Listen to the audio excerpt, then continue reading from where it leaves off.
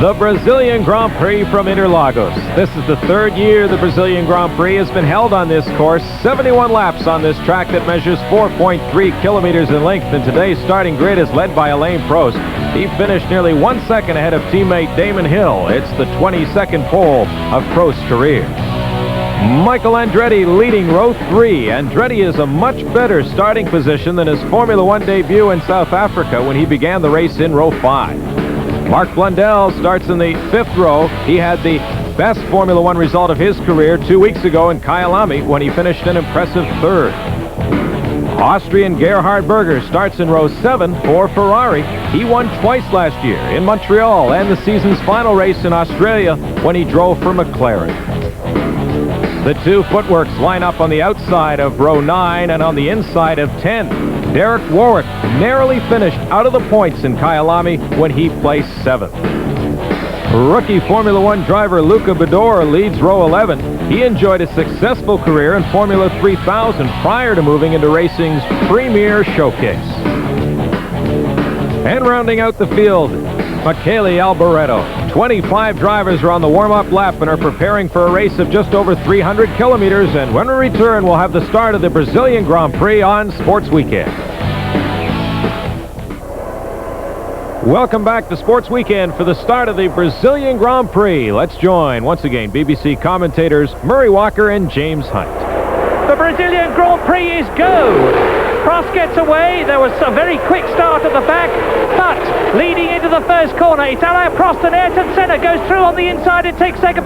Michael Andretti went off on the, where you see Michael Andretti off on the outside, and that'll be a big disappointment for him. Very short Brazilian Grand Prix as Ayrton Senna got inside Damon Hill quite predictably. A good start by Senna, but Hill quite rightly taking very cautiously after his bad opening lap in South Africa. And here we see the start again. Now there's Senna going inside, and Michael Andretti on contact there with another car. I can't quite see who that is. And 2 cars off. I think it was Riccardo Patrese, but we'll soon be able to check. Anyway, those 2 cars got off at the start. Why no, it wasn't Riccardo Patrese. So Alain Prost, there they go. You just saw the flash of the McLaren going off, and now it was a Ferrari, so it was most likely to have been Jordan Alesi, who started 9th on the grid, making a terrific start behind Andretti. But now it's Prost leading, Senna 2nd, Damon Hill in 3rd position, in 4th place it's Alesi. So if it was a Ferrari, it was Gerhard Berger. And there's the replay. My goodness, that's a big one. That is a very big one indeed. You saw on the replay a colossal impact, and over the line goes Prost leading, Ayrton Senna in 2nd position, and there is Martin Brundle out of the race on lap 1 in the Ligier. I saw Schumacher making a bid to get past Alesi's Ferrari, and incidentally it was Gerhard Berger who tangled there at the start with Michael Andretti. Gerhard Berger off at the outside, and that is Martin Brundle walking away from his Ligier. We don't see how that happened. Well, Martin Brundle does not have luck at the beginning of the season. Last year he had a bad run in the Benetton at the beginning of the season, and the same thing is happening again for Ligier. But on the 2nd lap, in the 71-lap race, Alain Prost is already impressing his mark in Brazil. He was almost 2 seconds faster than Senna in practice, but as you can see, Senna is holding on well, considering that he's got a lot of horsepower down in the McLaren. Yes, and he was struggling to be 2 seconds slower than the Williams all through Friday and Saturday practice and qualifying. Prost, we know, takes it nice and easy at the start and builds up into his race speed, looks after his tyres, and I'm quite sure Prost is taking it very easy. But most impressive in 3rd place is the way Damon Hill has approached the opening laps of this race. He's taken his time and he's going to play himself in gently, and that's very sensible after the start in South Africa. But Michael Andretti had a tangle in South Africa in the early laps of the race. He's had another one here. He qualified better this time, but the American is certainly so far struggling to get to grips with his newly chosen career in Formula One. So behind Ayrton Senna in third place, it's Damon Hill. Then in fourth position, it's Michael Schumacher. In fifth position is JJ Leto in the Sauber. And in sixth place, it's Riccardo Patrese. So both the Williams well up, both the Benettons well up. Just the McLaren of Ayrton Senna left out of the two that began, because already there are three major retirements. Andretti and Berger coming together very, very forcefully indeed at the start, and Martin Brundle out. But meantime, Alain Prost back in racing after a full season away last year of the Australian Grand Prix in 1991. Has got all his flair back. He had a tremendous weight over him in South Africa, because he knew that on the Thursday after the race he was appearing before the World Council of the governing body of the sport, charged with disrespect, and he could have been suspended. Well, there was no problem. He was found to be very much not guilty, and now he's got a clear mind, and Damon Hill is still in third position. Michael Schumacher is making no impression on the Englishman, and this is very good news, because Damon Hill will now have got over his start nerves. He's settled down well. He can see Senna in front of him, and he can see Schumacher some distance behind him, but closing a bit in the Benetton.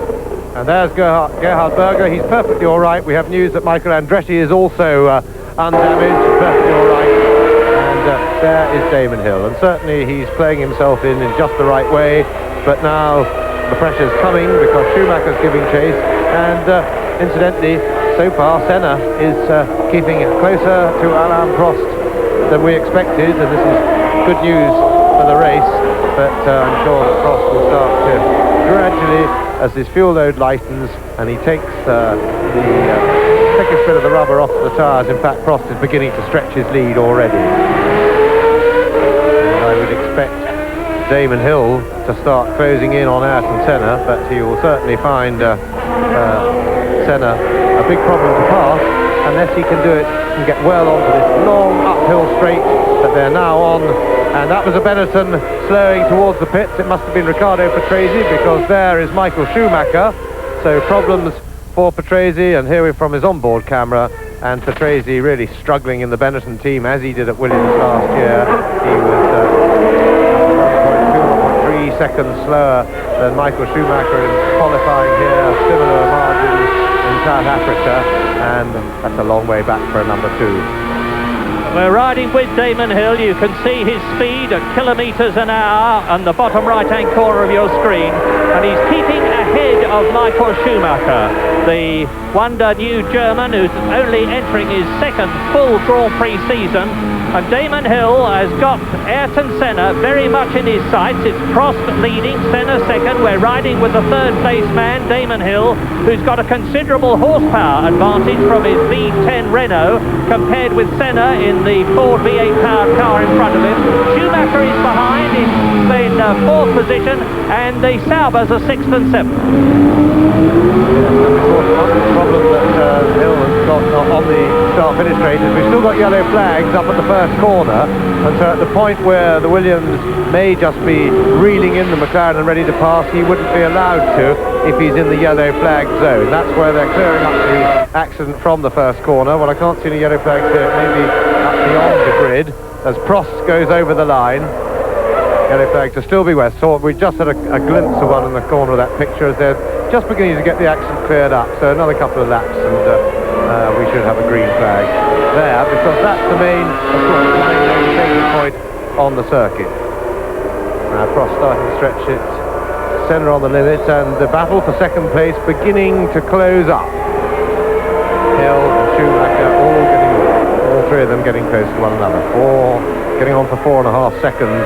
Prost lead, and already they've left Jean Alesi a long way behind, and JJ Leto going well yet again in the Sauber, because he went very well in South Africa, albeit was delayed 2 laps in the pits early in the race. He was up in the top 6 early in the race, and after only a few laps he had a gearbox problem. They fixed it, and then he drove back into the points.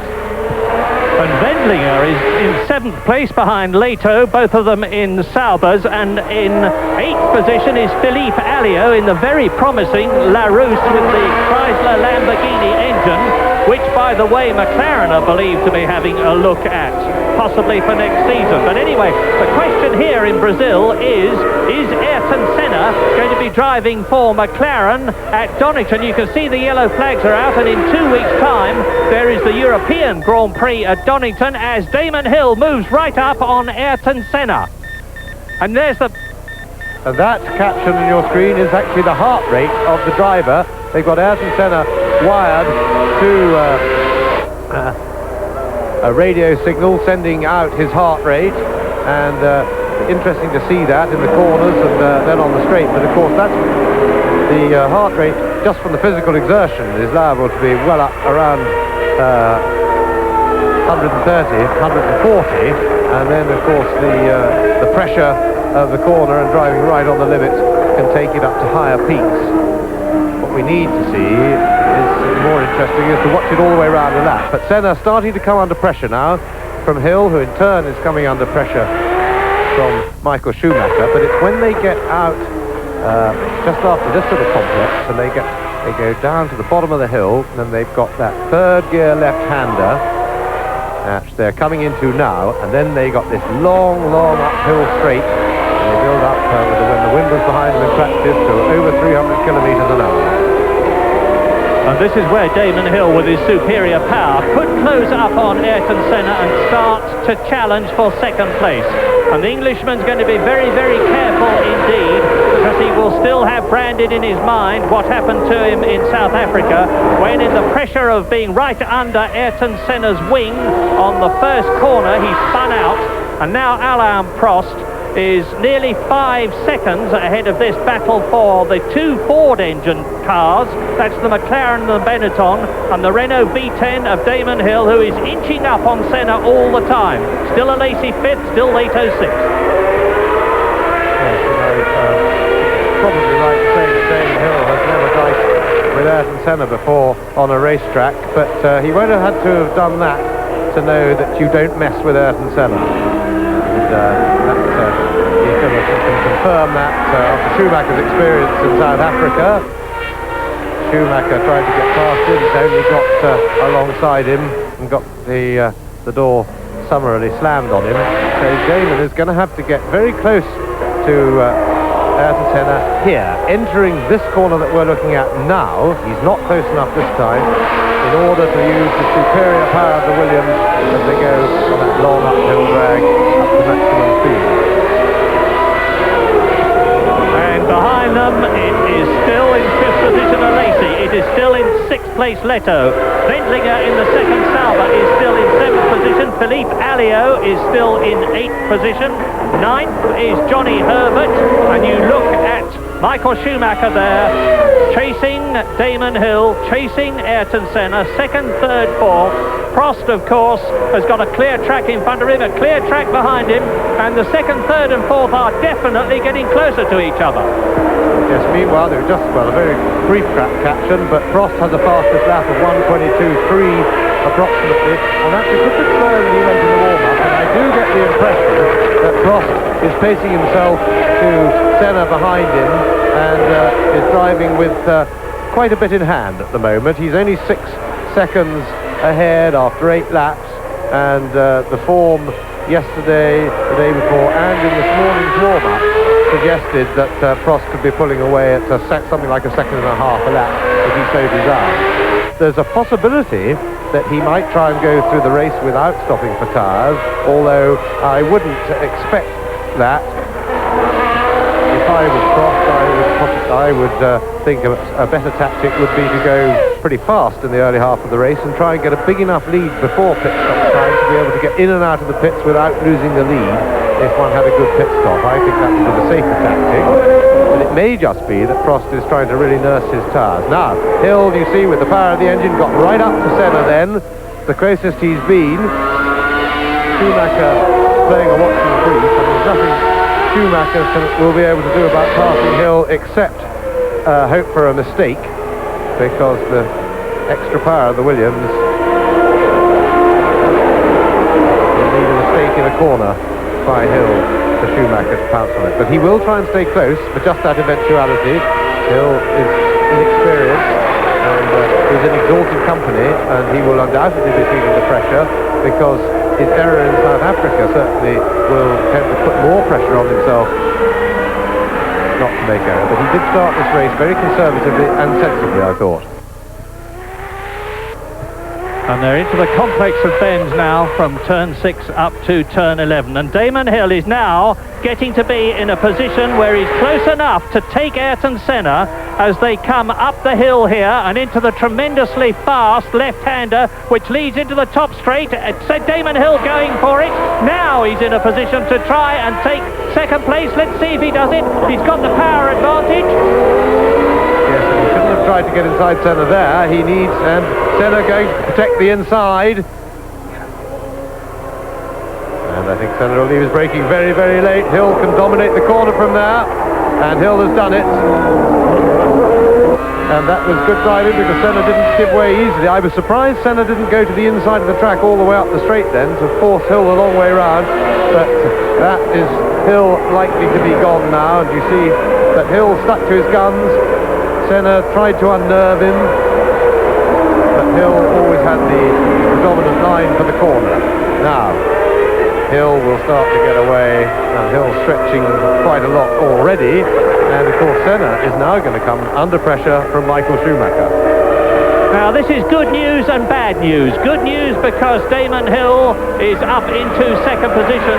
Bad news because Ayrton Senna will be dispirited by this. He will keep on fighting, but the Brazilian is driving for McLaren on a race-to-race basis.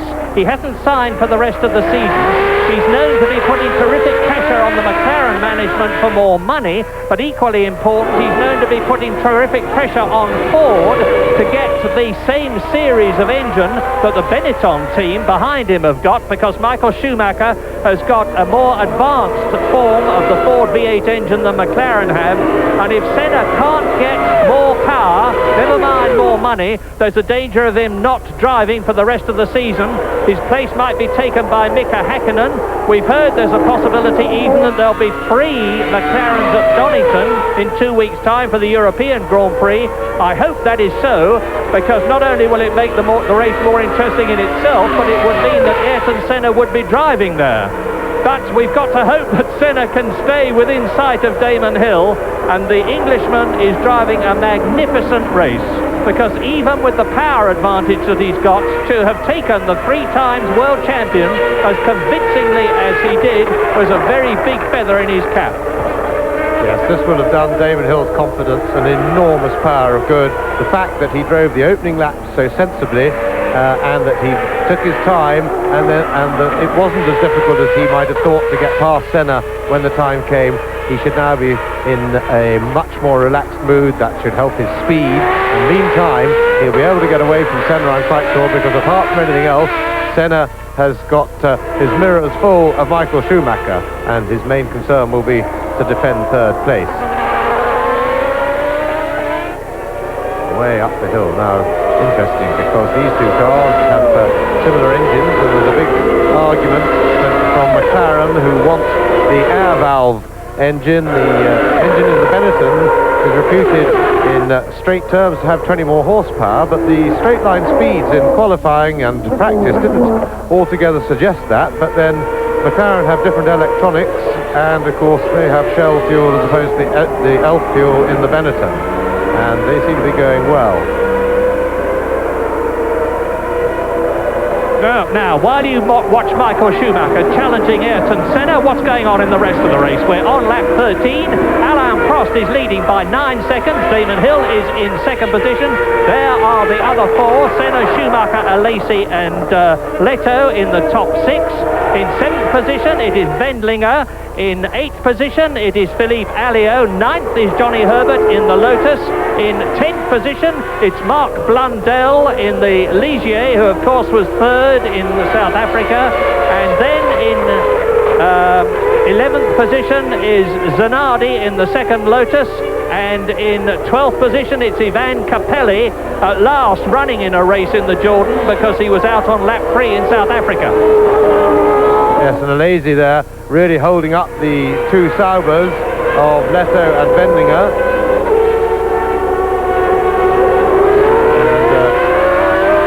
And surprising that they can't, that the Saubers haven't got the pace on this long power straight to get past Alesi, because we'll get a look at it now as they go away up the straight if we stay with it, because Leto is extremely well placed. He's attacking. Because Ferrari at the moment, or just recently, have been renowned for their lack of power, rather, but Alesi all weaving all over the circuit, and Jean Alesi spectacular as ever, and he drives a very wide car indeed. Yeah, and that was where he took Martin Brundle off last year in the Benetton, because Brundle was pushing Alesi last year as hard as Leto is now, and Leto's looking all the time. To be fair to Alesi, the Ferrari is very, very difficult to drive this year. They have active suspension when they did not have last year. It's a long way from being right. Gerhard Berger, of course, is already out of the race. He had an enormous shunt on Friday in practice and did very, very well indeed to qualify as well up as he did. But we're now on lap 14, and now Alain Prost is 9 seconds ahead of his teammate Damon Hill. As you watch the battle for 5th with Alesi in the Ferrari, you don't watch the battle for 5th, because now we're with Damon Hill crossing the line to complete his 14th lap. Prost, Senna and Schumacher. And Prost is steadily opening out his lead over teammate Damon Hill. Well, certainly he did when Hill immediately had got into second place, just to stamp and underline who was the boss in that team. And Senna and Schumacher keeping up well with Hill. Now, we were talking about, or Murray was talking about Berger. He had this huge shunt on Friday, and in fact he and Alesi crossed lead, by the way, 10.2 seconds over Damon Hill, so he's taking it away at some half a second a lap. And had this huge shunt on Friday morning, destroyed his car. They're not allowed to use a spare car, and in fact the two Ferraris, as in South Africa, have got different active suspension. We have some spots of rain, and now Leto in alongside and getting inside Jean Alesi. This is a replay. We didn't see it happen, but it looks as if JJ is through there, if he gets through the chicane without error. And in fact, the two Ferraris, different active suspensions. What was interesting was that there was a car parked there. I didn't see who it was, but Berger went quicker while still feeling very ill from his big shunt on Friday in Alesi's car than he was able to go on Saturday in his own car, and certainly his car was really troubling him in South Africa. And you see the clouds in the background there. Spots of rain, this may liven up the proceedings. Yeah, just keep it in your mind that Alain Prost is striding away at the moment to his 46th Grand Prix victory, potentially. It's a long way to go before he sees the checkered flag, but only a reliability problem with the Williams or a problem passing one of the tail-enders, I think, can interrupt Alain Prost's majestic progress now on his triumphal return to Grand Prix racing after having been out all last year. But Damon Hill in second position, and of course he's creating an enormous cushion now between Ayrton Senna and Prost. Not that Senna seems to be able to do much about catching Hill, let alone passing him. And Senna, I hope, is not going to be dispirited by what's happening in this race. He's only won once in Brazil. It's his home country, and Sao Paulo is his home city. And incidentally, Rubens Barrichello, the young Brazilian, has disappeared from our lap chart somewhere or other. The retirements so far are, of course, Gerhard Berger and Michael Andretti, who has yet to finish a Grand Prix. In fact, he has yet to do one lap in the Brazilian Grand Prix. He's very much out of it. Martin Brundle is out, Patrese is out, Barbaza is out. Now you see the rain on the lens of Prost's camera. That's his velocity, not his heart rate, unlike the caption we had with Ayrton Senna a little while ago. But that shows us that it is spotting with rain as Prost starts to lap the back markers. Incidentally, Riccardo Patrese, we just heard, his retirement was caused by a split oil cooler that is for the active suspension. So that blew all its oil out, and his active suspension collapsed. And it's Akio Katayama in the Tyrrell Yamaha, who is headed by Michele Alboreto in the Lola Ferrari. That Michael Schumacher is coming up to lap on this, the 17th lap. When I say collapsed, I mean the function of it collapsed. I'm quite sure it's got a fail-safe device that would stop it actually collapsing onto the deck and being dangerous. Meantime, Ayrton Senna comes up and takes Eric Comas in the Larousse Lamborghini. That must be Barrichello's car. I noticed he's out of the lap chart, and it was a Jordan that was stuck there. So Rubens Barrichello, the 20-year-old Brazilian who impressed so much in practice and his first Brazilian Grand Prix. Well, there he is. There's the proof. That's Barrichello walking in. A very disconsolate Brazilian, because he had a chance of doing very well indeed here in his own race, having started well up on the grid, because Barrichello was in 14th place out of the 25 starters. 25, incidentally. It's a rather complicated reason. I'll keep it as brief as I can. The rule now is that 2 less will start than entered. Well, 26 entered with the withdrawal of the March team, but it meant if they knocked 2 out and only had 24 starters, one of the teams would not have any car in the race. So they very sensibly, in my opinion, decided there would be 25 starters, which enabled all the teams to have at least 1 car in the race. And now you see Alain Prost, a comfortable 10 seconds ahead of Damon Hill, and then there's 3 seconds between Hill, there he is, and Senna. You can see the gap between Senna, 3rd, and in 4th place Michael Schumacher, as Barrichello's car is parked, and it is parked on the exit of turn 13, as Derek Warwick is passed by Christian Fittipaldi. Fittipaldi in the Minardi Ford, and Derek Warwick, of course, in the footwork with the Mugen engine, and Fittipaldi is in 13th place. Well, he's now in 12th position as they drop downhill and now start to climb, because one of the great things, as Barrichello's car is towed away from a position of danger on the course, one of the great things about this superb Interlagos circuit is that it has plenty of gradient. There are climbs and drops as well as all the corners that you can see, and the drivers love this circuit.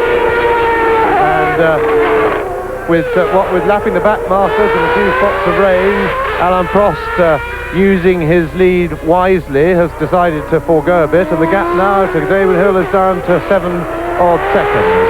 But of course, Damon is about to encounter the traffic as well, as are Senna and Schumacher, and for Senna and Schumacher this will probably be good news. They'll feel that they've got, I'm sure, more chance of slicing through the traffic more quickly than the inexperienced Damon Hill. And of course, every extra horsepower helps when in amongst the back markers, and Damon Hill has certainly got the edge on those two that we're now looking at for horsepower. And we're expecting tyre stops from lap 25 also.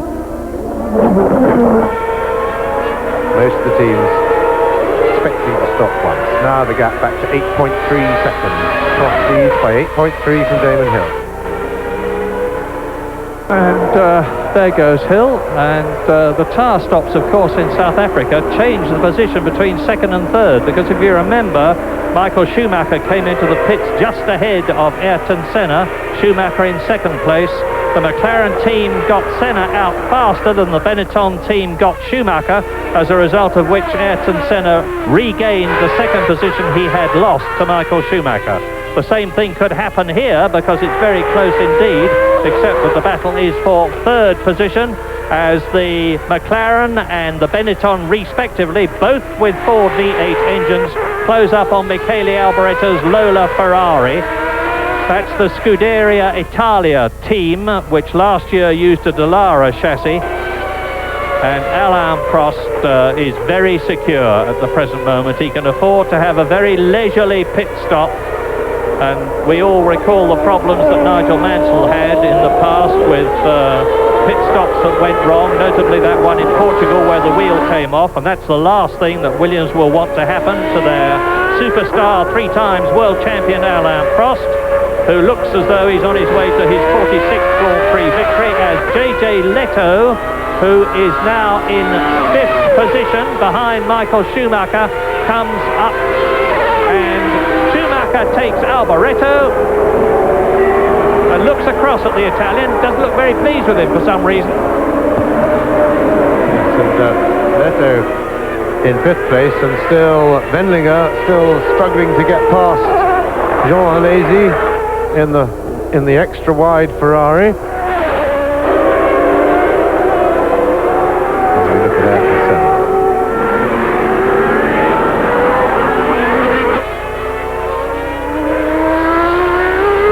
Lost a little bit of ground in the traffic, but that won't bother him unduly. He's shown that he can get right back to Senna, but he's also appeared to be relatively little threat as far as overtaking is concerned. Of course, the corner was Prost going through, still amongst the traffic, lapping Derek Warwick there. Warwick waving away. Sorry, Aguri Suzuki that was, in the footwork.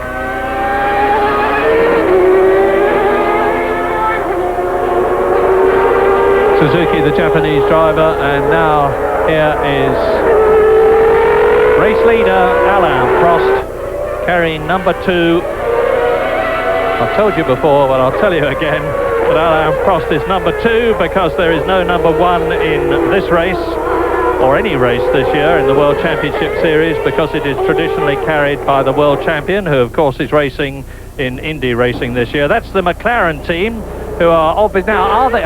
It looked to me, I only had a quick look at the tyres, but it looked to me as though they were getting a set of Goodyear wets ready with their asymmetric tread, and that could be very significant indeed for Ayrton Senna. And the world champion, incidentally, I'm sure you all know, did an extremely good job for Grand Prix racing last weekend by dominating his first kart race and showing real class. Their top man, Michael Andretti, over here, still struggling to get to grips with Formula 1, but we give him more time because he certainly made a better showing in qualifying here at Interlagos than he had done in South Africa, and there was an improvement there, but he comes with a reputation of being a tremendous charger and racer from America, but so far he's charged twice and charged into contact and off the road, and that is a worry for the future. Schumacher closer to Senna now.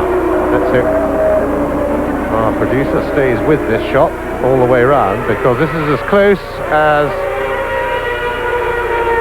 Schumacher has been, and of course it's the corner onto the straight that matters. So they're on the infield now, getting into the slow stuff. Interesting ones, and a back marker in front of Senna will please Schumacher. The man in front is always the man with the biggest problem when you come upon the traffic, because he's the only one with something to lose, i.e. the lead, and Schumacher is extremely well placed. Now it's here that Schumacher has got to be absolutely on top, but he won't be so pleased because Senna is going to get the toe on the straight. He would have liked to have caught that back marker before they got onto the straight, because Senna will also have a hole in the air now to follow. And Schumacher will not quite be close enough to make the pass. De Cesaris in the Tyrrell Yamaha is the man they are both lapping, and of course this is a very trying time for Michael Schumacher. Remember, he learned a lesson from Ayrton Senna in Brazil. He was challenging in a faster Benetton Ayrton Senna in South Africa for lap after lap, because Senna had a suspension derangement which was slowing up the car, and in the end Schumacher tried to dive through on the inside. Senna held his line, they made contact. You can hardly call it a collision, it was just contact, but anyway Schumacher spun out of the race, so he knows everybody knows, but Schumacher knows from personal experience that Senna is not going to yield under any circumstances. And therefore, Michael Schumacher has got to think about where he can get past the 3-time world champion in front of him, Ayrton Senna. There he is, Senna on the right, Schumacher on the left. They're at the slowest corner of the circuit now, the second gear hairpin. Now they come round the right-hander at the Pagello up to turn 11. And now, completing the lap, they climb from here onwards. This is where Senna nearly went off in practice, up into the top straight, and they get up to about 185 miles an hour here. That's about as close as Schumacher's going to be able to get in the corner onto the straight. Senna going for the inside. Now, will he stay there? Senna going for tyres. Senna into the pits. He's peeled off. And I was just saying, it's difficult for Schumacher to get any closer than that on that corner because it's very much a wing corner, and the disturbance of the air caused by the car in front will always be a problem. Well, I wouldn't mind looking at this tyre stop. Oh, I suppose the camera's in the way, but why say it? It's a stop-go penalty. Well, I don't know. Well, for some reason, and I can't tell you what it is, Ayrton Senna has been penalised. He's been shown the black flag. He's been told to come in for a mandatory 10-second stop. And meantime, of course, he's really up against it now because Schumacher has gone through up into third position behind Damon Hill in second place. Alain Prost, the race leader, and Leto is also up. Leto is in fourth position, and Lacey is fifth, and Ayrton Senna is well down the field. And it's beginning to rain. It's all happening.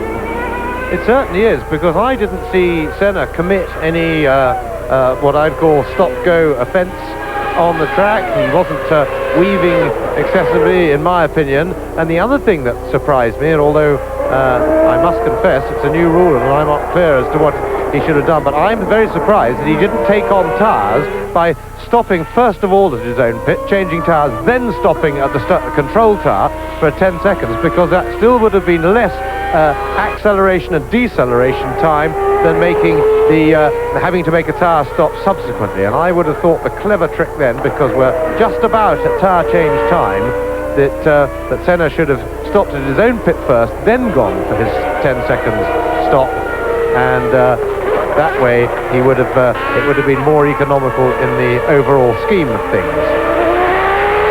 Interesting. Now, you heard the traction control then working on Prost's car as he came out of the corner. That apparent misfire, remember, that is the engine cutting one of the cylinders to reduce the power, and of course this is the computer doing the job for the driver, and something that is a matter of some regret to everybody in Formula One now, in that you see they have at last realised. You see the oil flag there, that is to point out, and it's starting to pick up spray. You can see the spray now of Prost tyres, and the track is getting wet.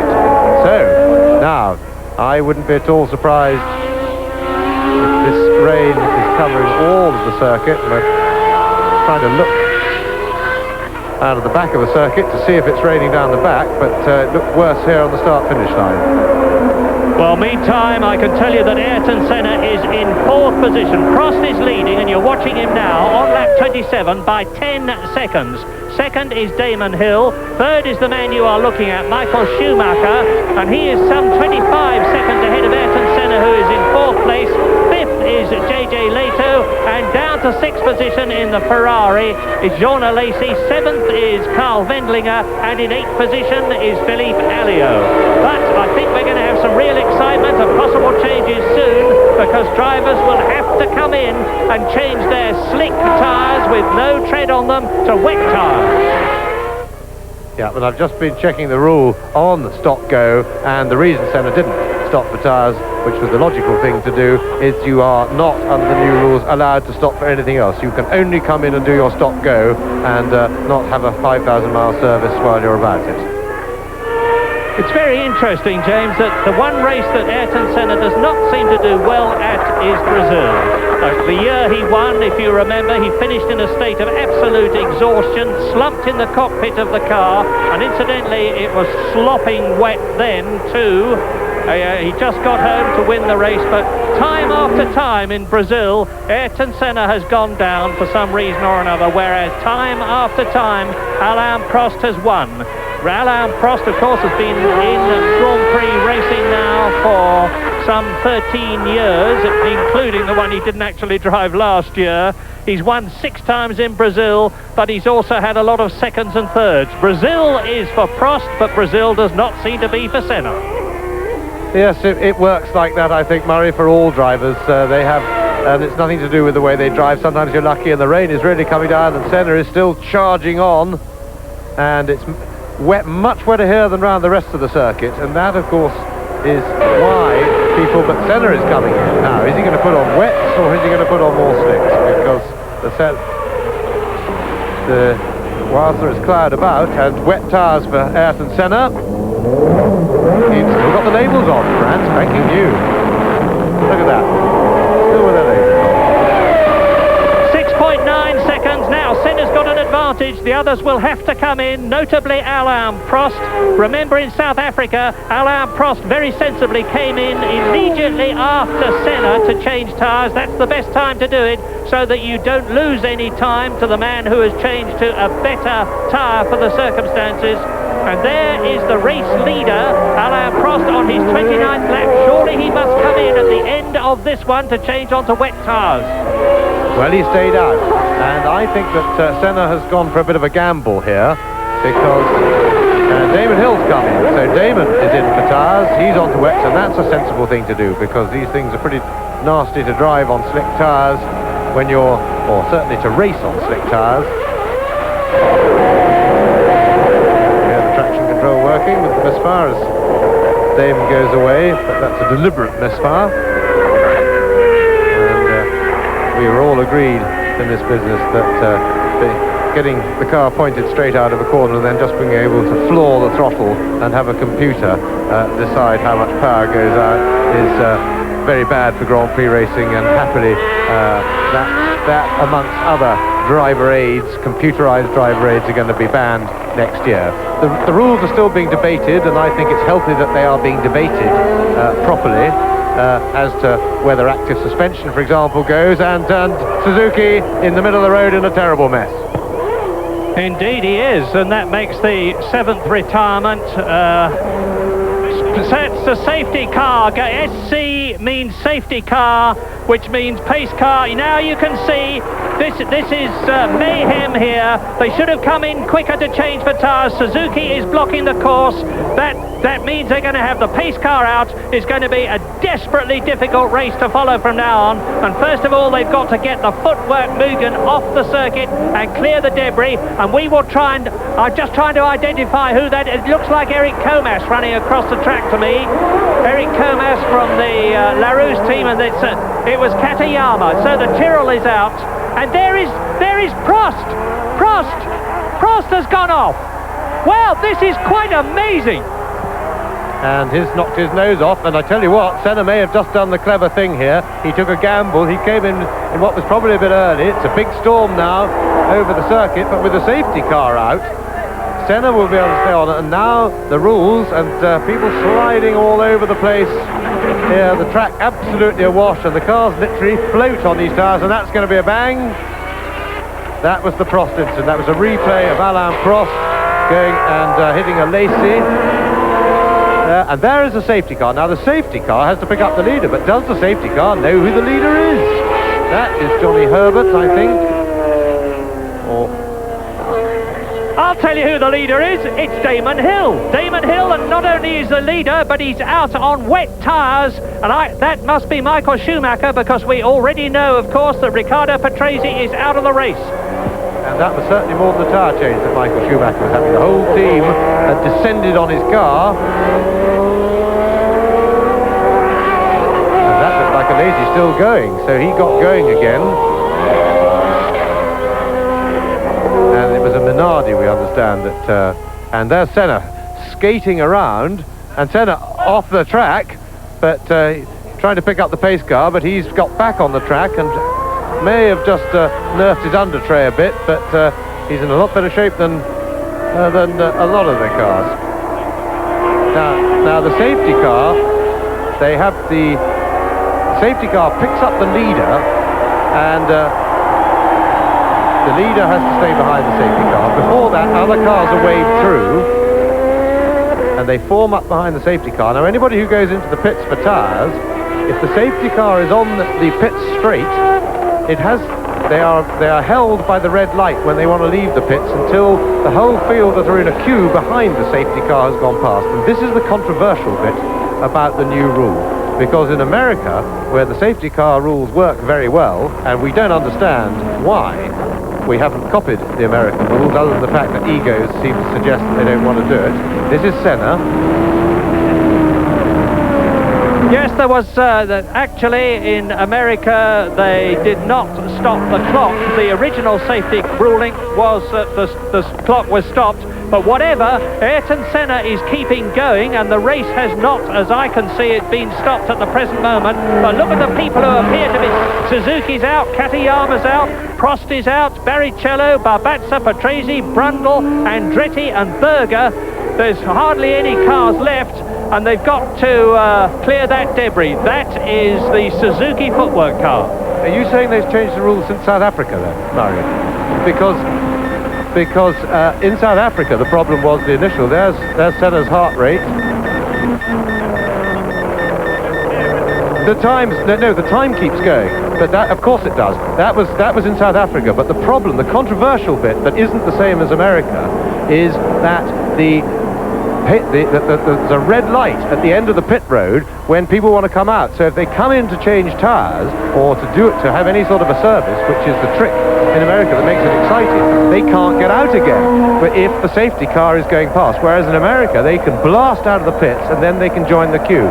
And that is a fundamental and most important difference.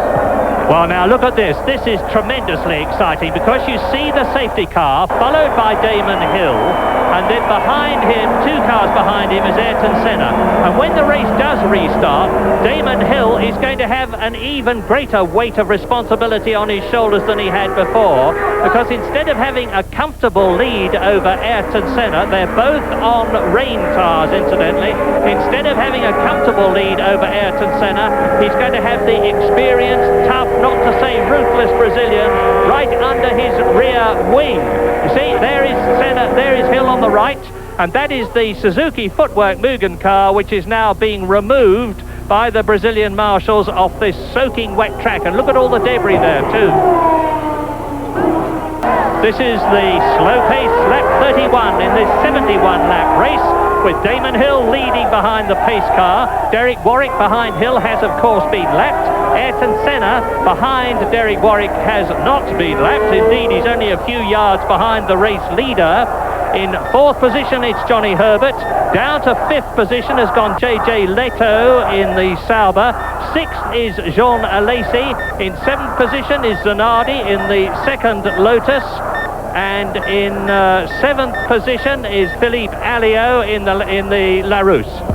Well, it does appear that Frank Williams is having a good time anyway, so he's getting a bit of a kick out of this. 125 for sitting completely still.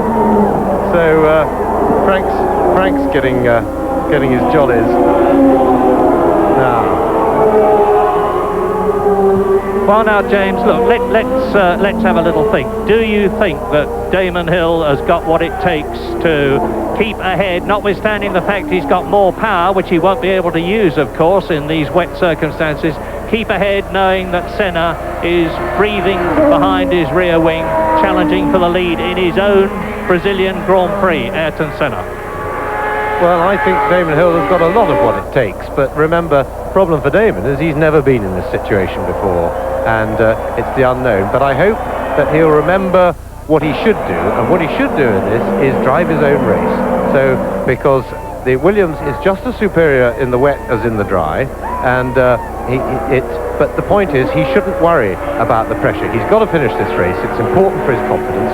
And if Senna and Schumacher come flying past him, he has really got to hold on to himself and say it doesn't matter, because the track's going to dry out, the rain has eased, it's likely that this storm is going to pass, and there's plenty of time left in the race. So Damon has got to forget the others and let them drive their and drive his own race and let them get on with theirs, and if they go past him, he's got to take the attitude, well, so be it. All these laps count. We're on lap 32 now out of 71. The race is slowed down. It's not stopped. It's still running, although they are having to maintain station. With Damon Hill leading, Ayrton Senna in second place. In third position is Schumacher, so 3 different makes of car. 4, because in fourth place is Johnny Herbert. There is Ron Dennis of McLaren on the left. Yes, and having said all that about Damon Hill, of course, it's a lot easier for me to sit here in a nice dry commentary box and say it than it is for Damon to do it. And the track looks quite dry there. So around that side of the circuit, the storm has missed, and it has certainly stopped raining on the start-finish straight as well, onto which the cars are just going. And if that's the whole field, we've got a very, very depleted field too, from all those shunts. 15 cars still running at the moment, and Damon Hill has got to convince himself, and he's got the time to think about it now, which is important. If he suddenly got into a wet situation with the mess is being cleared, I don't know whether they're going to try and get those cars right off the circuit, because they're in dangerous positions there if anything else happens on the straight. I think it would be an idea. The course car on the right should be able to hopefully drag that wreck up and away to the end of the pits, but the one over on the left as we look at it is a worry. The marshals are going to try and move it though. But Damon Hill at least can prepare himself for the restart, and he's got to remember, he's been told this before the race, I know he has, that the one thing he's got to do is just drive his own race and not worry about what the others did. He knows that because in South Africa he was more pressured by what was going on around him. And there's Frank Williams' heartbeat. It's come down a bit now, 110, and that shows the pressure that gets on, and he's worrying for Damon Hill. Prost out of the race. Now, the cars with traction control are going to benefit when the pace car pulls in. And when will the pace car pull in? You will know when the pace car's lights go out. It means he's pulling into the pit lane, with Damon Hill in the lead, and he is now on his 33rd lap out of 71, with Ayrton Senna behind him in second place. Now, I was saying the cars that have got traction control are going to benefit. Look at that rain cloud over Sao Paulo. What is traction control? Well, it is an electronic arrangement where as soon as the rear wheels start to spin, the power from the engine to the gearbox is reduced until the wheels stop spinning. And that means to say that it takes a lot of the skill that the driver would normally apply to driving the car away from him and gives it to a computerized system, which is bad news, and that's one of the reasons it's being stopped next year. There are 15 cars still running out of the 26 that started. They are on lap 33. This is the first time that the pace car has really been out in a Grand Prix, and thus far it seems to be working well, because instead of having the race stop and everybody reform and it's very difficult to know what's going on, at least we've got some excitement and interest, which is going to heighten when they start going again. Yes, and the reason I think that we had such a dramatic sequence of events when the rain came down there was that it was the worst possible scenario, in that storm only hit half of the circuit. So that was, for example, why Prost stayed out on dry tyres, because only really the main start-finish straight was properly wet, and wet tyres don't work well on the dry, and vice versa, and that problem still exists because it's wet. Whilst it's wet here, we've seen that most of the rest of the track is dry, and not only is it a problem, at least the drivers know, but when to change tyres is going to be a critical decision, and B, a jolly difficult one. I wonder if Derek Warwick is going to be the white man when the safety car goes in and move over and let Senna and Schumacher, who are immediately behind him in second and third places, immediately go by and attempt to catch and pass Damon Hill. That's going to be interesting to see. Knowing Derek Warwick, I've every belief that he will be the white man. Also, the restart is going to be interesting from the point of view that it's a rolling start, and none of these drivers are used to rolling starts, and there's no precedent in Formula One about who goes when and how. In America, they're all used to it, and they know that when the pace car signals that he's going to go off, out of the last corner, basically they start racing and they boot it.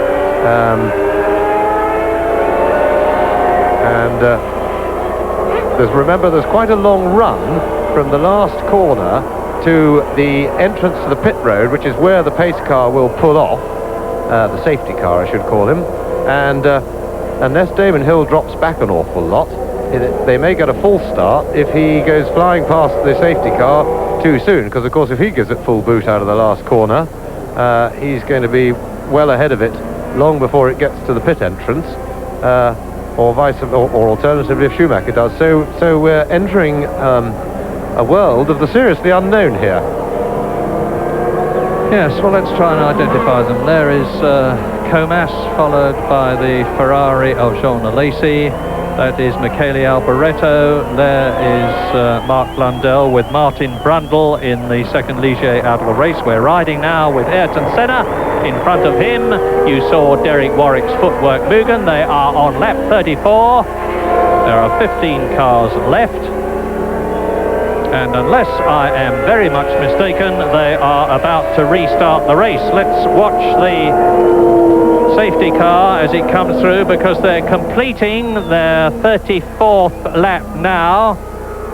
And that does not look good to me. The helicopter, the Emergencia helicopter, that's the medical helicopter, and it's obviously, you can see the stretcher there, it's obviously taking somebody away, but who that somebody is, I do not know. We saw Katayama sprinting across the track.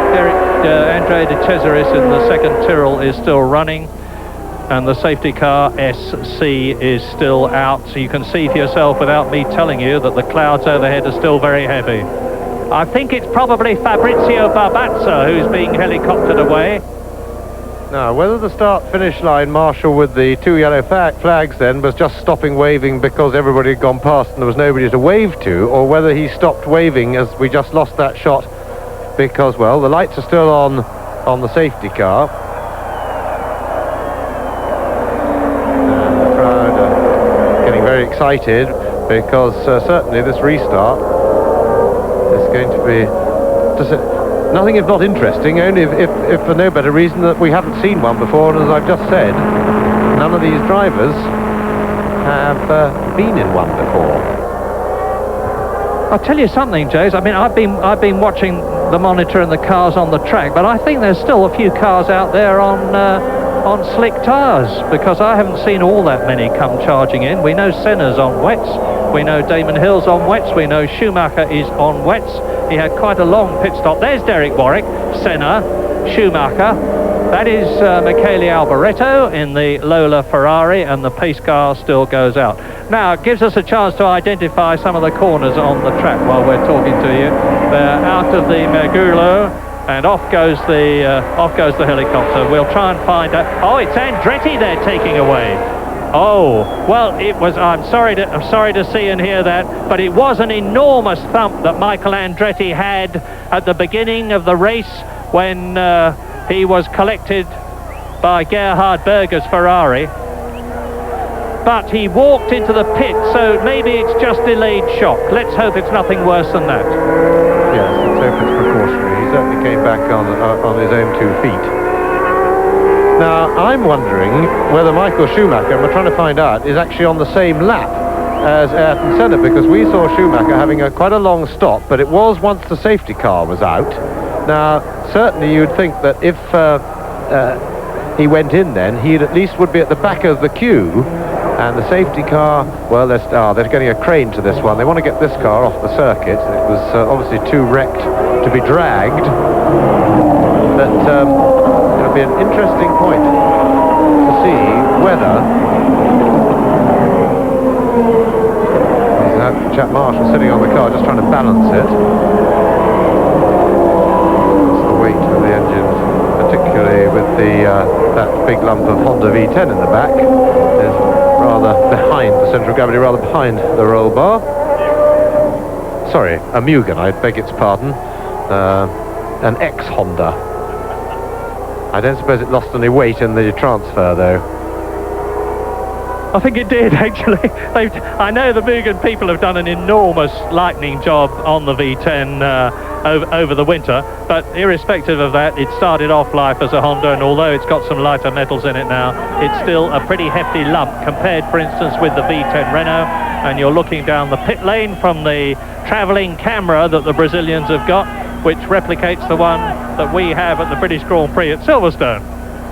Yes, I do beg their pardon. I do actually know that they have done a lot of work on the engine and a lot of development, both to making it lighter and also on the power side. There's an interesting point now. This race, if I remember correctly, last year ran about 1 hour 36 minutes, something like that. And now, with the pace car out, there's a possible situation where the race would run more than 2 hours if it was to do the full 71 laps. Now, the ruling says it's been running 1 hour so far, and we're just about halfway through it, so it's going to be nip and tuck. But if the 71 laps cannot be completed in 2 hours, then the time ruling takes over, and the race lasts 2 hours, and the checkered flag comes out at the end of those 2 hours, irrespective of how many laps they've covered. So we're having to know our rules in this race, and the safety car being out for the first time is taxing quite a lot of us. Here it is. Yeah, the problem is I'm not sure that we do know them. It is quite difficult, and but having said that, there are a lot of people down in the pit road who are pretty unsure. Now, the pace car still got his lights going, so I would strongly suspect that this is going to be the last lap with the safety car, because the safety car has stayed out. His lights are going, but the yellow flags are stationary now on the start-finish line. Now, he's turned his lights off. His lights are off. Now, he should do another complete lap and then peel off into the pit road. Held yellow flag. Now, I was speculating that Schumacher and the yellow flag at the start-finish line and the safety car sign has been taken in. I was speculating that Schumacher, if he's on the same lap as Senna, it would surprise me how he got there, because of that long pit stop, you're not allowed to overtake the traffic when you go out, and I can't quite understand how he got out onto the circuit after that long stop during the safety car in that position. Well, it looks now as though the safety car is going to come in at the end of this lap, which would be lap 37, and if that is the case, it would have been out for 8 laps, and we're going to have... The safety car is speeding up as much as it can, but of course the speed that the safety car can go is nothing compared with the Formula One Grand Prix contestants behind it. And now Damon Hill, I can imagine him, if the safety car is coming in as they go into the complex of corners here. This is turn 7, which leads into the sweeping left-hander, turn 8, up to the hairpin now at turn 9, the Bico do Pato. It's a second gear, 55-mile-an-hour corner at racing speeds, and the green flag is out. Now that means to say, as they go into the hairpin, after which they have the Mergulo, and turn 11, turn 12, climbing the hill, to turn 13, the uphill one, which leads into the top straight, and Damon Hill now has got all the pressure on him, because the safety car will certainly be peeling in. Now, is Derek Warwick going to move over and let Senna and Schumacher through? The safety car is giving it lots of welly now. The course is fairly dry here, and Warwick closes up on Hill. And is Senna going to close up on Warwick to try and get past the Mugen as quickly as he possibly can? Now it's critical. Don't forget that Derek Warwick is well behind, and into the pits comes the safety car. The Brazilian Grand Prix restarts on lap 38, and it's all one race, and Damon Hill sprints away over the line into the 38th lap in this 71 lap race. The course is wet, Hill is on wet, Senna is right up behind him, he's got ahead of Warwick, and now Schumacher is trying to get past the Englishman, and this is the supreme test for Englishman Damon Hill as Johnny Herbert goes into the pits, and Michael Schumacher gets past Derek Warwick. So the first three in respectively Williams, McLaren and Benetton cars are, I was going to say all together, but Derek Warwick shuts the door on Michael Schumacher, who therefore is losing time and distance, but now gets past the footwork Mugen and sets about catching the Ford V8 powered McLaren of Ayrton Senna. Well, the excitement is well and truly with us again now. There's 15 cars left out of the 26 who started. Michael Andretti has been helicoptered away to hospital, but he walked to the pit after he had crashed, so we hope it's nothing less more than delayed shock. But Alain Prost is out of the race, and so he is not going to get his 10 points. The Frenchman, 3 times world champion, went out of the race on the wet, knocked the nose cone off his Williams, and so now it's a battle between the inexperienced Damon Hill. This is only his 4th Grand Prix, and Ayrton Senna, the 3 times world champion, who is driving in his 144th Grand Prix. And I must say that if I had to put money on it, I would put it on Ayrton Senna, because Damon Hill, sensible and mature as he is as an individual, is very inexperienced in Grand Prix terms in comparison with Senna behind him. This is only Damon Hill's 4th Grand Prix, and 2 of them were in the Brabham last year, which was not the best of cars. No, but I fancy Damon Hill to hold us together. He's got a little bit of air, he's got the speed of the car, he's seen what he can do in the dry, and he's pulling away nicely from Senna on the drier parts of the circuit. And remember, the Williams showed us last year that it has just as much, if not more, superiority on a wet track over the others to the superiority it enjoys in the dry. We saw that in the Spanish Grand Prix last year in Barcelona, and at other times. Senna may well charge in the wet, but he's not going to be able to get close enough, and the circuit, of course, is going to dry pretty quickly, although storm clouds are still around. Yeah, the traction control there on Hill's car as he powers away, controlling the wheel spin, and they do that by cutting out 1 or more cylinders on the engine to cut the power. And Schumacher in 3rd place. And I'm sure there will be discussion after the race as to how Schumacher, for example, got into that position behind the pace car, because he had a long pit stop, and unless everybody else pitted, we didn't see actually how he got there, but unless everybody else pitted and they all joined the queue, because you're not allowed to overtake in order to get back into your race position if you've pitted. You have to join the queue where you find yourself. The crucial thing for Damon Hill now will be thinking about when he can come into the pits and time his pit stop. The good news for him at the moment is that those wet tyres are still fairly new and will not be suffering too much damage to the tyres yet, and they'll work reasonably well on the dry track for a few laps. On board camera in Hill's car.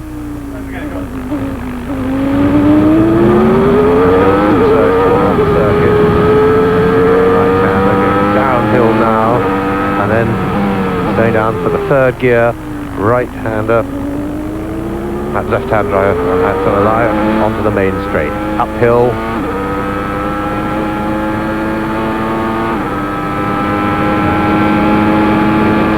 This is where the track's really wet, so he didn't pit this time. That's the first entrance we've just passed, and now he'll be onto the brakes, down to 2nd gear for the chicane. Damon Hill on wet tyres, and Senna into the pits. Now, why is this? Senna has gone onto wet tyres and he's decided it's good enough for dries. Well, now this is an incredible tactical battle. Schumacher is into the pits as well. Now Damon Hill will have to come in. That's Schumacher on the left there. So the 2nd place man has changed from wets to dries. Schumacher has changed from wets to dries. JJ Leto is doing the same thing in the Sauber. Yes, this is going to be a decision that's very difficult for Damon Hill. Now, I wonder if the Williams team will take the cue from the more experienced drivers and say, let's decide for him and we'll call Damon in anyway, because this may be crucial. If Damon can't get out, if he stays out even one lap too long on the wrong tyres, it may be that Senna gets in front of him and Schumacher, and that could be a very tall order for him to get back into the lead of this Grand Prix past the pair of them, despite the superiority of the Williams. Because if Senna's in the lead with 10 laps to go or less, he is going to make life very difficult. He's not going to give that lead away very easily at all. Now, he's coming around to complete the lap. Let's see if the Williams pit are calling him in. As I say, it's a difficult decision for one so inexperienced to make himself. He's heading, looks like he's heading for the pits, yes, and he's coming in. Damon Hill into the pits, so I suspect that they've called him in, and the question is, can Senna really motor on? Crucial pit stop for Damon Hill.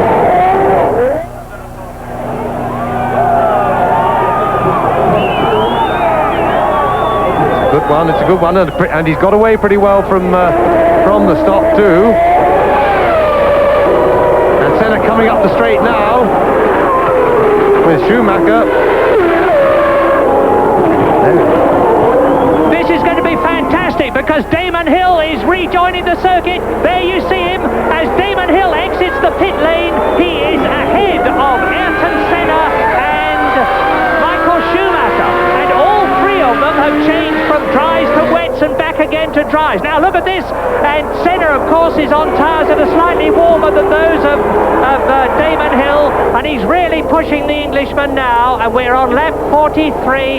Schumacher has had a stop go for some reason, and Senna is challenging for the lead, and Senna leads. Oh, Senna uses all his superior experience and takes the lead in the Brazilian Grand Prix from Damon Hill. And that was inevitable, really. Damon had to feel his way into the tyres. Damon has done the right thing, quite honestly.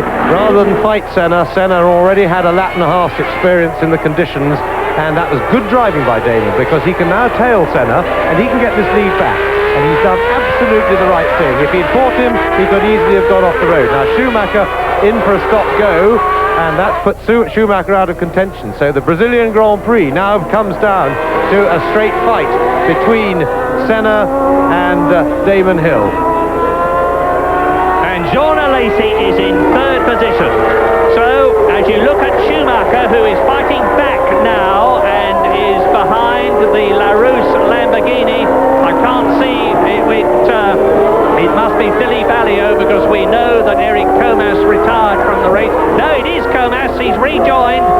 So Schumacher has got to get past the Larousse, and the race order now on lap 43 out of 71 is Damon Hill leading, Ayrton Senna leading, Damon Hill in second position. Jean Alesi has gone into the pits now, and you can see that Ayrton Senna, with a 1 second lead when the computer punched up the figures, is easing away now from Damon Hill in second place, and Hill has got to start to challenge soon and use that power of the Renault V10 engine. Yes, but first, Damon needs to play himself in. There's no hurry. He's got 17, 18 laps to go in this race, and he's got, it doesn't matter if he waits for the track to dry, he can afford to do that. Let Senna take the risks while it's slippery and puddly. Let Damon find his own way around, because he's got a big car advantage. He was able to pass Senna relatively easily earlier in the race, but of course if it gets down to the last half dozen laps, Senna is going to make it very, very difficult. But I really think Damon's right tactic is to take at least 3 or 4 laps of not hurrying, no need to rush. The sun's out, it's going to dry the circuit, wait till the circuit's dry, and then go.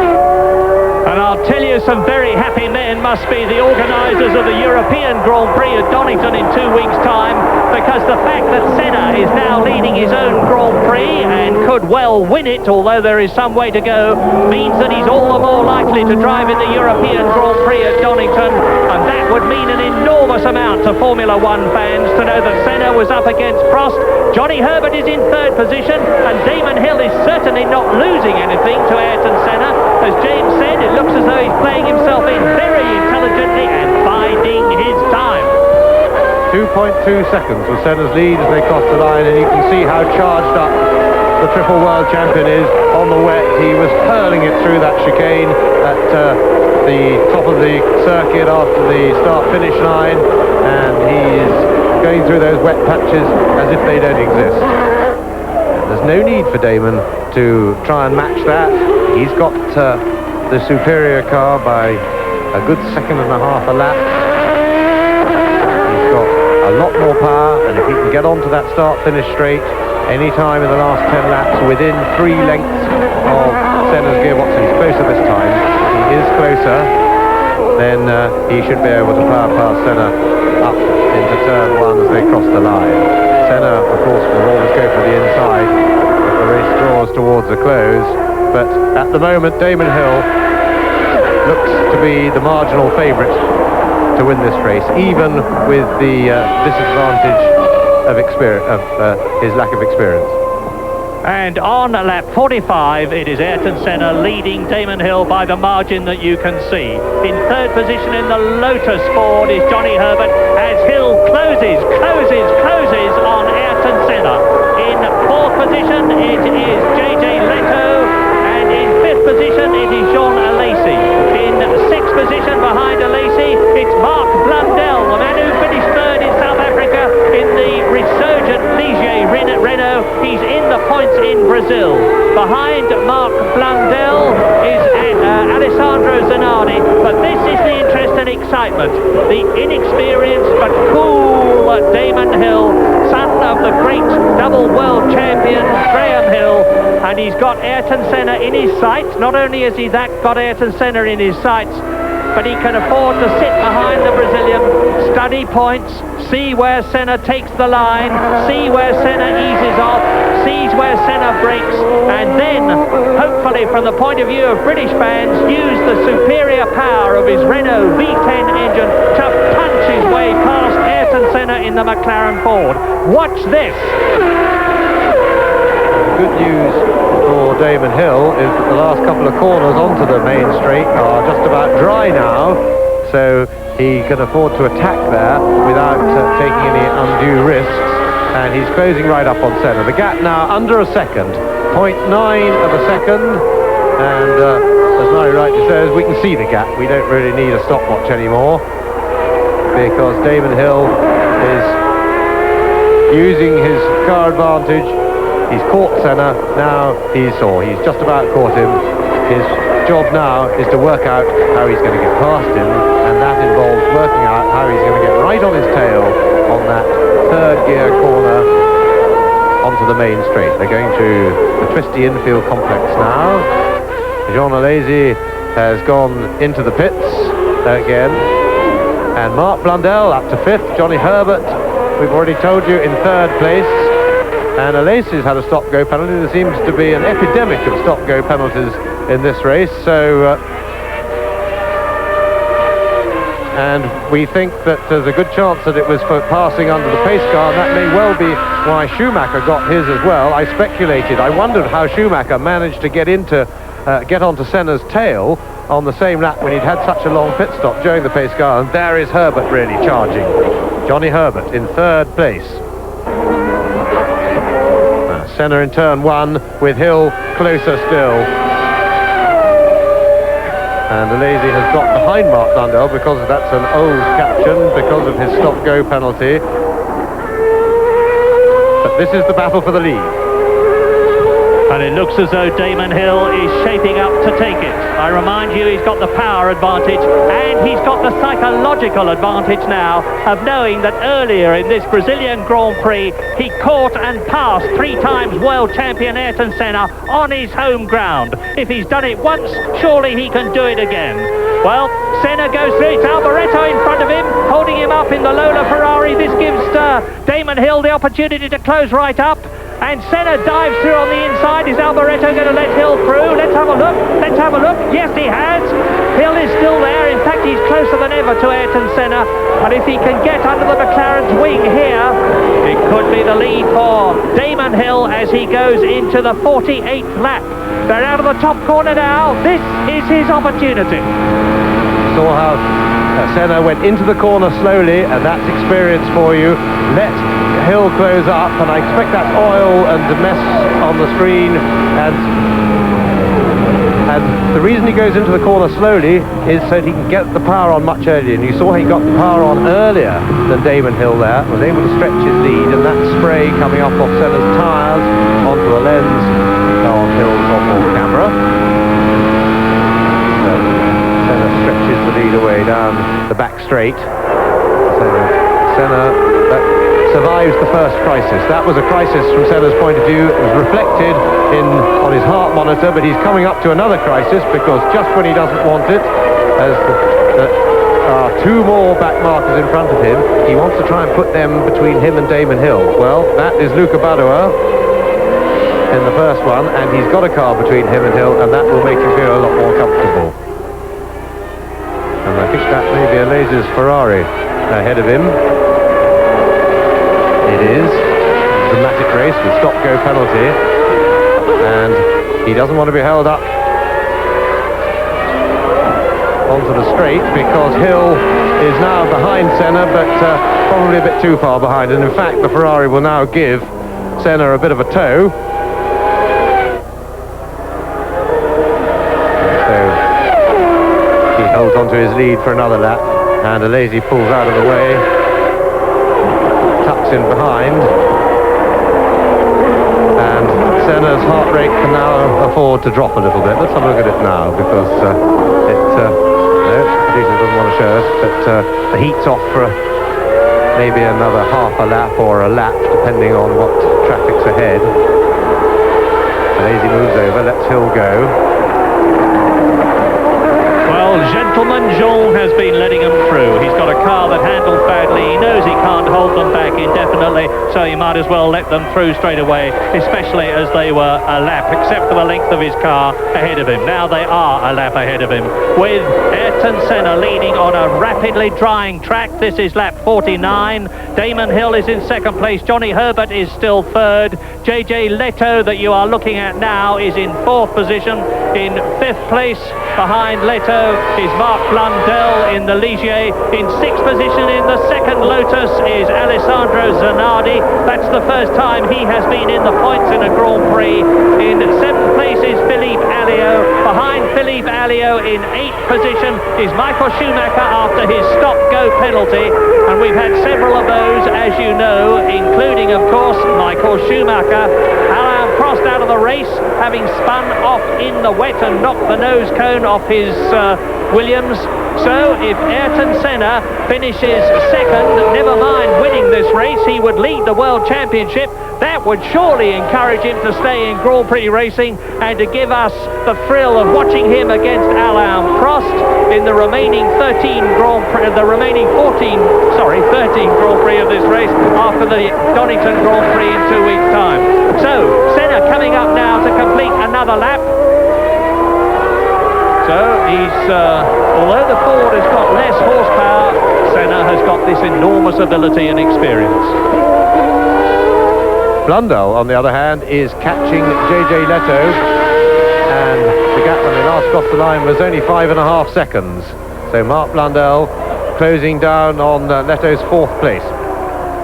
If McLaren win this race, it would be their 100th Grand Prix victory, but they're on lap 51 now in this 71-lap race, and that's not going to happen if Damon Hill's got anything to do with it. As you can see, 1 minute 21.7, and that is some 2 seconds slower than Riccardo Patrese's fastest lap last year when he was driving for Williams. And by the way, Riccardo Patrese long since disappeared, of course, from the race, and Ayrton Senna now is smoothly driving on. It's a wonderful testimony to the efficiency and the overall competence of the McLaren team as Senna goes through and passes Carl Wendlinger's Sauber Ilmor. It's a wonderful testimony to the efficiency of the McLaren team when you think that they did not do the deal with Ford to have the engine until December of last year, and that is Andrea De Cesaris, who's slowed right down in the Tyrrell Yamaha. And Schumacher is up to sixth position now. Ayrton Senna leading, Damon Hill second, Johnny Herbert third, Leto is fourth, Blundell is fifth, and up to 6th position. Ahead of Zanardi goes Schumacher. And I will finish my thought about McLaren by saying that they didn't even do the deal with Ford officially until December. And in that time, that very short time, they have designed and built a totally new car with extremely complicated tag electronics, which is doing the job in its second race, leading. Damon Hill has now established fastest lap of the race in his pursuit of Ayrton Senna. And that is Alesi. But we don't want to see that. We want to see the battle for the lead. Alesi is down in 9th place after his stop-go penalty and one or two other dramas, and there is the battle for the lead. On to the crucial corner onto the straight, and Mark Blundell has now got right onto, or getting onto JJ Leto's tail. I suspect Leto's in trouble because he's been, Blundell's been hauling him in at a couple of seconds a lap, but after his fine third place in South Africa, a tremendous performance by Mark Blundell, and he qualified better this time. He was just over the requisite half a second quicker than Martin Brundle. Still not in the Schumacher league, because Brundle, of course, is the known quantity in that team from his form last year. And fastest lap now for Damon Hill. Yet again, Johnny Herbert, third place. Herbert in a fairly safe third place. He's well back and he's not being immediately challenged from behind, so he should really, he was looked to be marching on a bit there, but there's no need to, Johnny. Just secure the finish. Third place would do fine. It certainly would, and he richly deserves it, because he's never finished higher than 4th. He's never been on the podium. I keep on saying this is a world champion in the making, Johnny Herbert, that we are looking at now after his terrible crash. And Mark Blundell has gone up to 4th position because JJ Leto is slowing down and has slipped to 5th position. So Mark Blundell's next target is the man you're looking at now. There are 3 Englishmen in the top 4, with Senna leading, Hill second, Herbert third, Blundell in 4th position. Hill close to Senna there, but one car between them. And incidentally, Murray, what you didn't say, of course, the 4th place that Herbert, his best ever finish, was in his very first Grand Prix. And that was some achievement, and that really showed the outstanding talent that Johnny Herbert has, because he was, and that was soon after his very bad accident, and then he had big problems with, he wasn't fully fit at the time. Another fastest lap for Damon Hill. Lap time coming down every lap now. They're trading fastest laps. Senna 3 laps ago, then Hill the last 2 laps, and then another new one this time. But Senna has still got plenty of daylight between him and Hill, but there's still quite a long way to go. On the 54th laps of 71.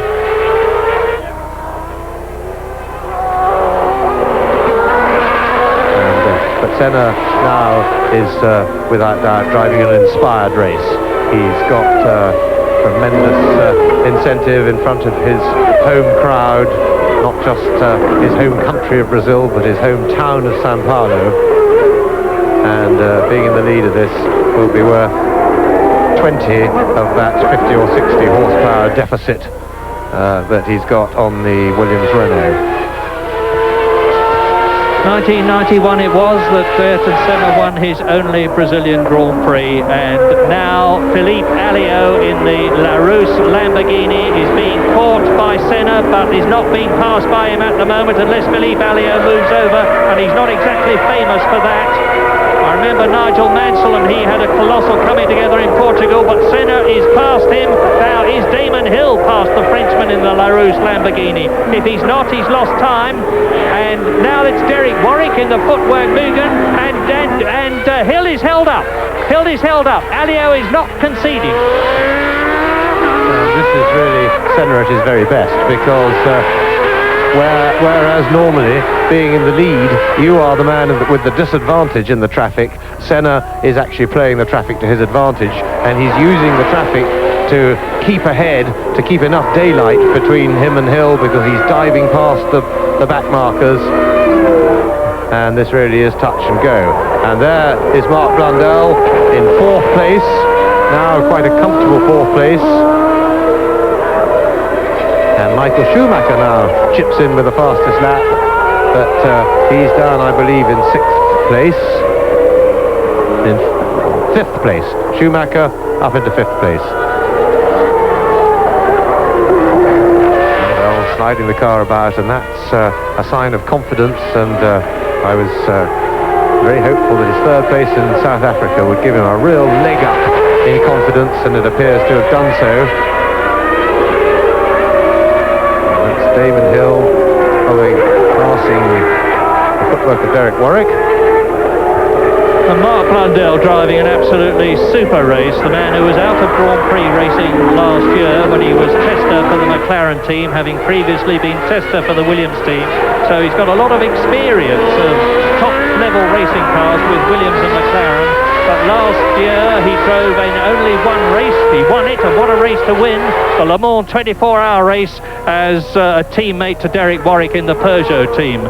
But Mark Blundell must be giving Martin Brundle a bit of an inferiority complex, because Mark finished well ahead of his Ligier Renault teammate in South Africa. 3rd place for Blundell, and now he is up into 4th position in his 2nd Grand Prix for his new team. And the Ligier team, of course, will be absolutely overjoyed as you watch Senna going through the left and the right immediately after the start and finish straight. They drop downhill, sweep left round the Curvo do Sol in 5th gear, up into the top straight, building up to 190 miles an hour as Damon Hill passes Luca Badoa in the Lola Ferrari to lap him again. And I must say, Murray, I'm in awe of Ayrton Senna. He is making this McLaren absolutely fly through the traffic. He is throwing it through the damp patches. And another fastest lap to Michael Schumacher, and Schumacher showing what the Benetton can do, but albeit not in contention for the lead.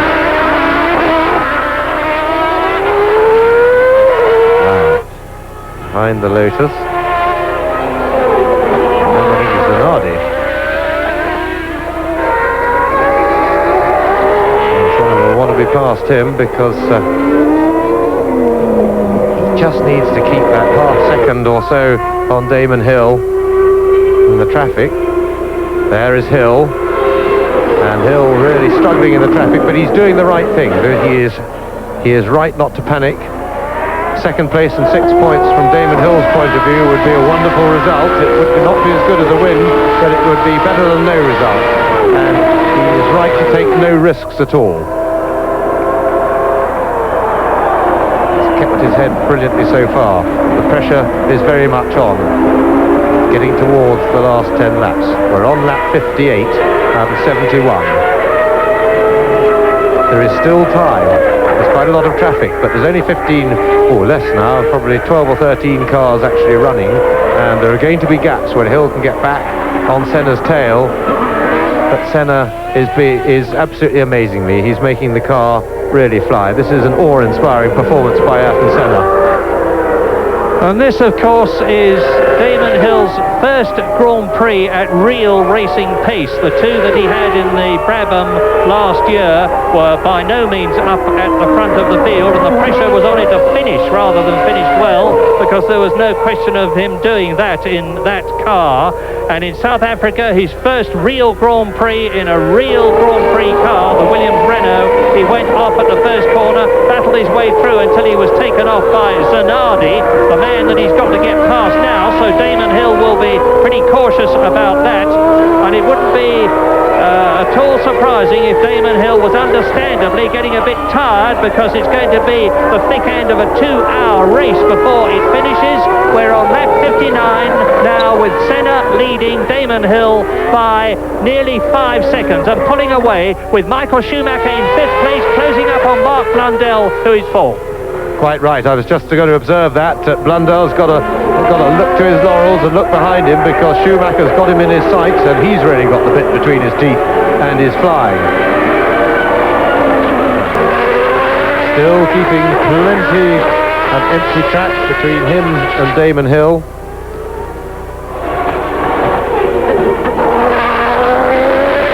And Senna can... well, he can't really relax, because he needs to put all the track between himself and Hill that he can, because if they ever get into a really clear run, Hill is inevitably going to haul him in if he's really moving at as much as a second a lap, even without taking risks. And Senna, a new fastest lap. So Senna is really motoring. He's wringing more out of this car than one would have thought possible. And Hill's really got back some 6.5 seconds, more than 6.5 seconds now, but they've got a clear track. And can Hill settle down and try to close the gap? There's Johnny Herbert in a fairly comfortable third place. And Damon Hill, of course, was held up much more by Sandro Zanardi than the determined, thrusting Ayrton Senna was. Ayrton Senna is famous for his tactics in traffic. That's why he was quicker time after time than Alain Prost when they were both driving in the McLaren team together. Ayrton Senna is absolute magic in traffic, but now Damon Hill has got past Zanardi, who was holding him up. As you watch Johnny Herbert in third position going through, it's still Mark Blundell in fourth place, but he's only 10 seconds now ahead of the ever-closing Michael Schumacher, who is in fifth place. Alessandro Zanardi is still in sixth position, but as you know, because you saw it happen, he has been lapped, and you're watching Johnny Herbert. Is he going to finish on the podium for Lotus for the first time in his career? Well, he's holding the gap to Blundell very steadily at around 12 seconds. It's actually 11.5 now, or the last time they crossed the line, but he will be also aware of the fact that Schumacher is coming in behind Mark Blundell, and he will certainly be ready to fend it off, but he should have enough in hand, because Schumacher's still not only got to catch Blundell, he's got to get past him. There's Senna in the inset.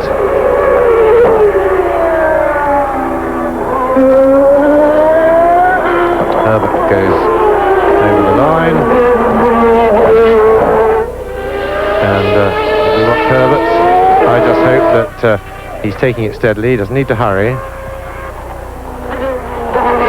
But this man is in a mighty big hurry, because he needs all the daylight he can get between himself and Damon Hill. He knows that Hill has the wherewithal to close that gap pretty quickly. Look at the crowd.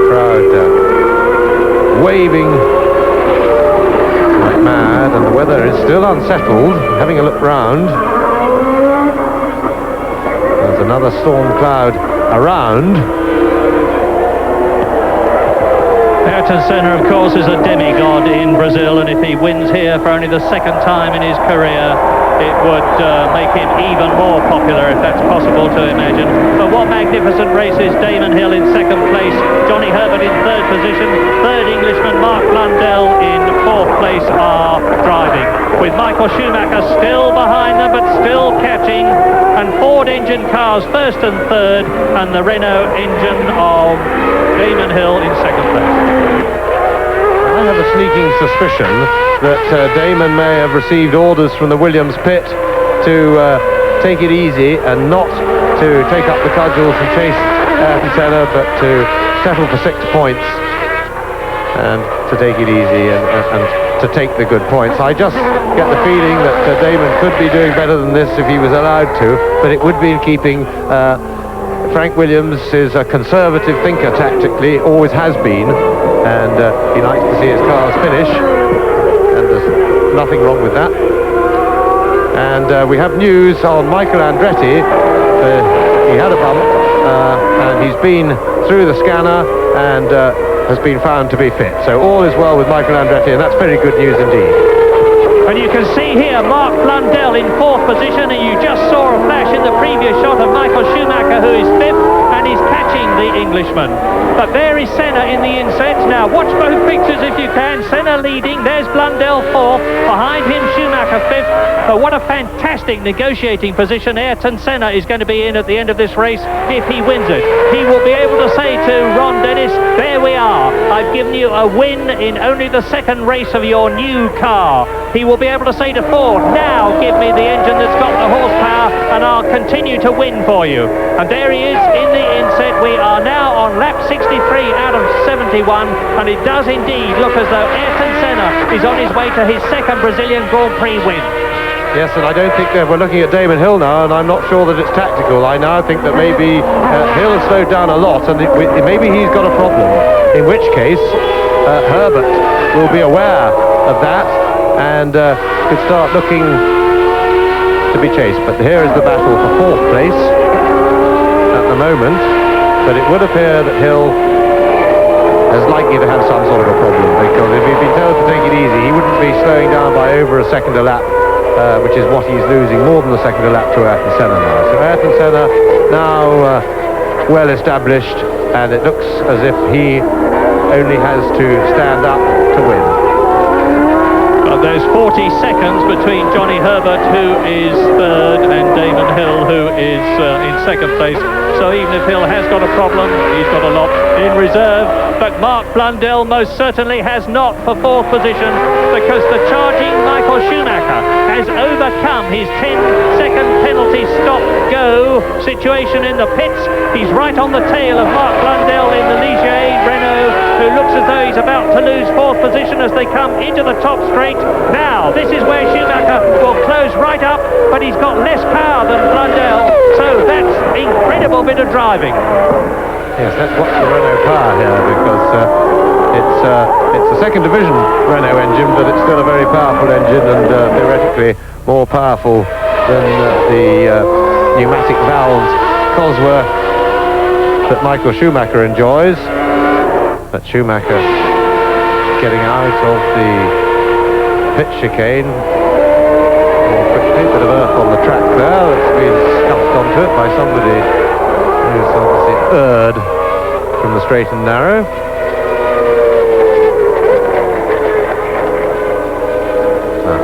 Mark Blundell under pressure.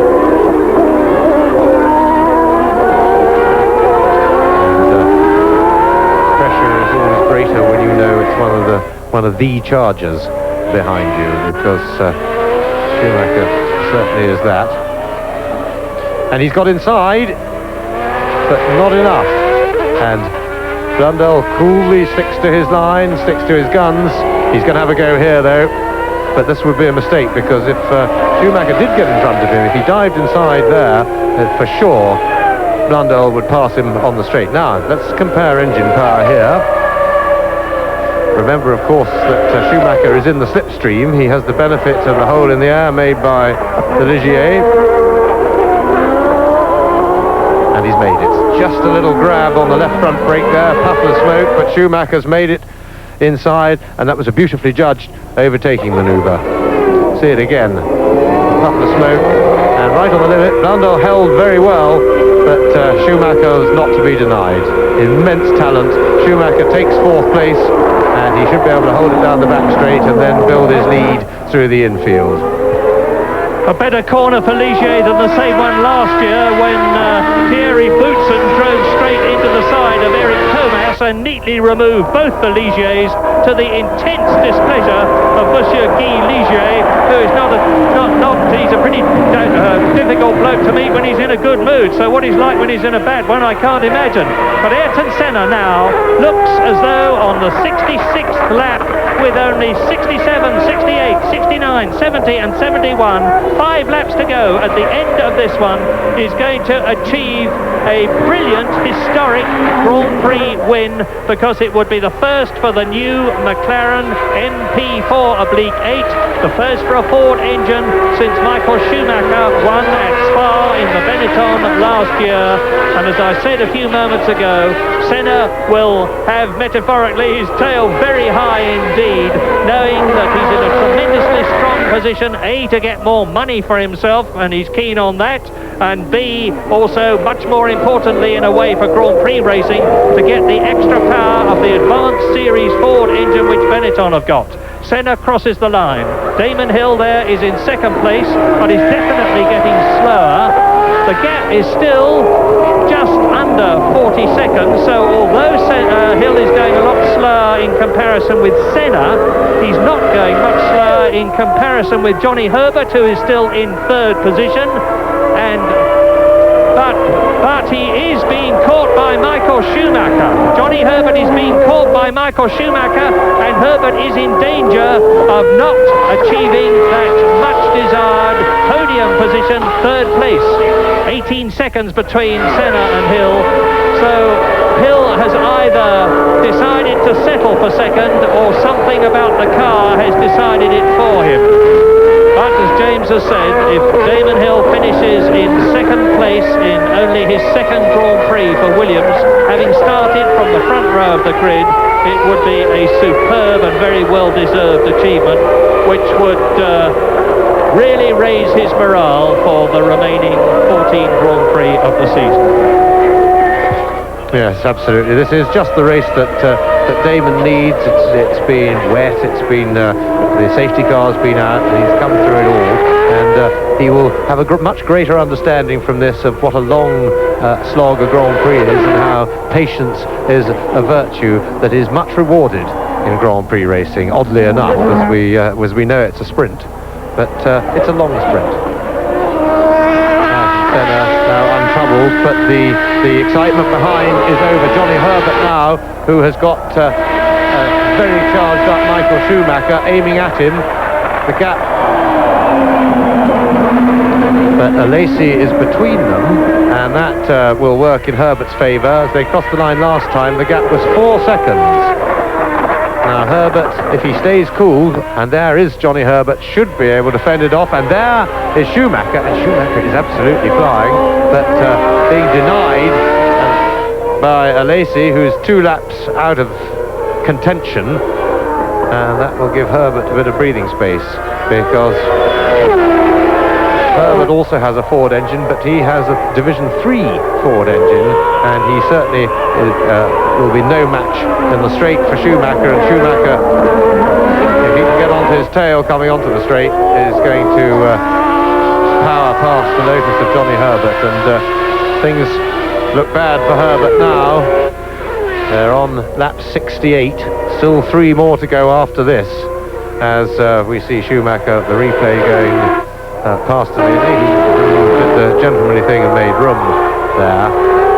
Now, this is a big test also for Johnny Herbert. He would love to get third place, it would be his best result. But again, he has got to get onto the straight. He needs a good half a dozen lengths over Schumacher as they go onto the straight. If he can keep this lead as they go into the last corner, he'll be all right for this lap. But still 3 more afterwards. There's Senna, but Senna now untroubled, as I said before, only has to stand up to win. Now Herbert gets onto the power early. Now Schumacher will be picking up the tow from the Lotus. I think Herbert's going to have to go to the inside to defend his position. This time.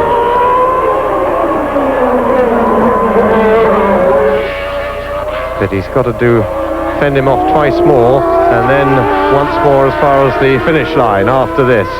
And Schumacher's got to run at him down this straight. And Schumacher's got the line into the corner. Schumacher goes through and takes second place, and Herbert's back inside him, and he was too quick going in. Tremendous stuff, wheel to wheel. And well done, Johnny Herbert. Herbert saw his chance. He forced Schumacher. We see a replay now. Now Schumacher's down the inside. Herbert obviously held off the brakes long enough to make Schumacher have to enter quicker than he wanted. And look at that. And Herbert saw the gap, got onto the power. Terrific stuff by Herbert. But can he continue to hold him off? I doubt it. Lap 70, Ayrton Ayrton Senna, race leader, is on his last lap but one. Only one lap after this between him and the checkered flag for the second time in Brazil, and what a wonderful victory it would be. But what an equally wonderful second place it would be for Damon Hill, and who is going to be third? A terrific struggle, the like of which we haven't seen for a long time between these two, as Schumacher once again uses the superior speed of his Benetton to get through at the end of the finish straight into the left-hander, then the right, dropping downhill, now climbing again, and he should be able to pull away now because he's coming up to the top straight where he will be able to use the superior power unbothered by Johnny Herbert. You can see the gap is increasing, so Schumacher third, Johnny Herbert is in fourth position. In fifth place behind them it is still Mark Blundell, then a lap down the second Lotus of Zanardi in sixth place, and Senna is into his last lap. Yes, and as the skies darken again, it won't be a problem for now for Ayrton Senna. He has an enormous lead and could bucket down with rain, and he'll still tiptoe round to the line. He just wants the mechanicals of his McLaren to hold together, and he's waving already. Don't do that. Remember what happened to Nigel Mansell in Canada a couple of years back when he started waving to the crowd before the end of the race, and Sod's Law bit him. But a wonderful victory for Ayrton Senna, the crowd going absolutely wild, and to hell with negotiations and money. The important thing for Grand Prix racing is that this victory, if such it is, because I hate to see a driver wave before it's finished, so many things can trip you up, but the important thing is that will encourage Ayrton Senna to stay for the season, and that's what we need. We don't mind what he gets paid and what his negotiations are. We want to see the best driver in Grand Prix racing, the best driver in the world by a long way.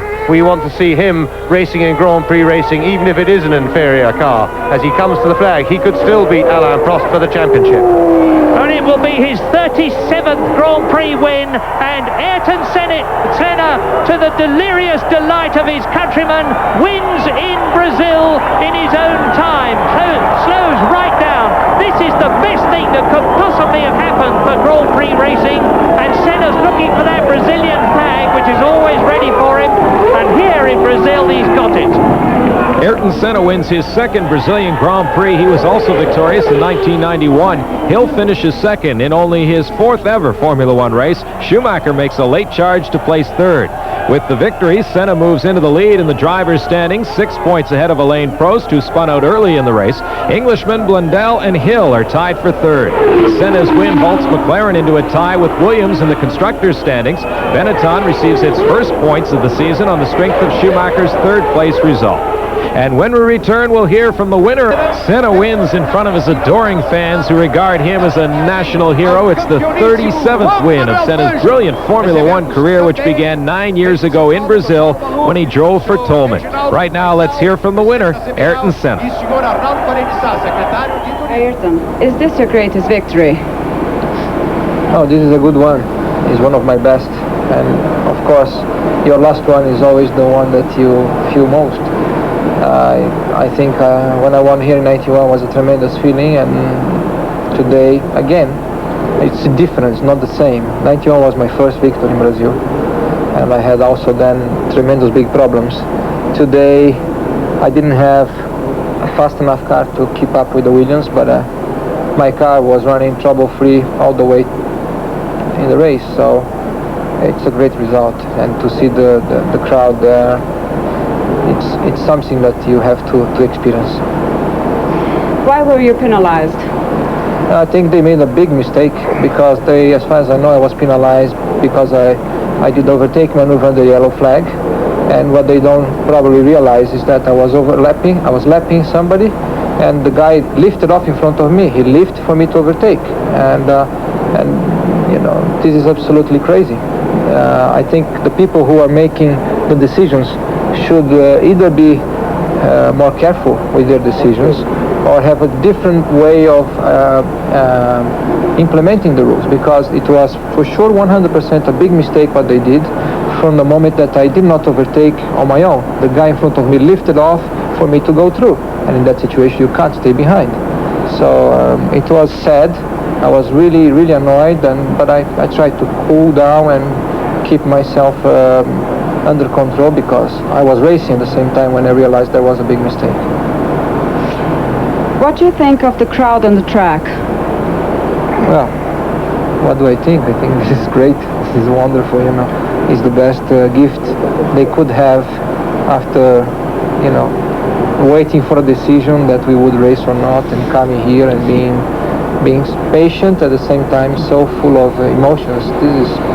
This is all about what we are doing, you know. People are always searching for emotions, and they got plenty today. Does that mean now that you will commit for the rest of the season? Well, I don't want to talk about it. I simply not the time to talk about it. I want just to enjoy this weekend, the result, and there's no point to talk about next race or next races. Our next Formula One race on Sports Weekend is the European Grand Prix from Donington Park, England on April 11th. This is the first European Grand Prix to be held in 8 years.